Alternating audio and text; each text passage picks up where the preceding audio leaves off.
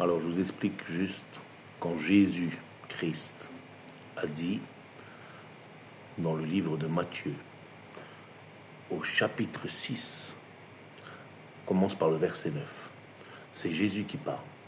Voici donc comment vous devez prier.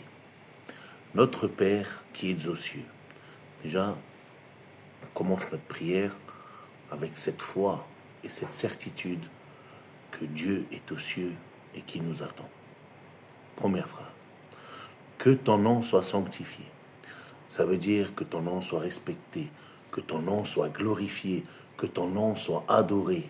Vous voyez que déjà ces deux premières phrases, on croit que Dieu est au paradis et on l'aime et on a confiance en lui. Que ton règne vienne, que ton règne vienne. On a envie que le Seigneur revienne nous chercher. On a envie d'aller au paradis. On a envie de plus voir ce vilain monde plein de malheurs.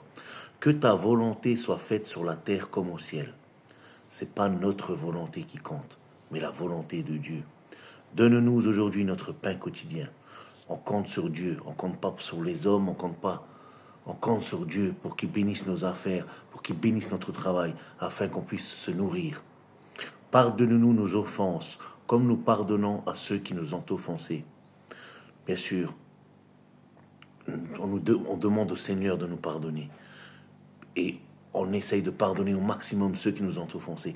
Pardonner, ça veut dire ne pas avoir un esprit de vengeance contre les gens. Vous voyez, on peut pardonner quelqu'un et le laisser de côté. L'essentiel, c'est de ne pas vouloir se venger. Ne nous induis pas dans la tentation, mais délivre-nous du mal. Ou du malin, certaines versions le disent. En fait, l'homme, il a un fond mauvais, l'homme, vous comprenez?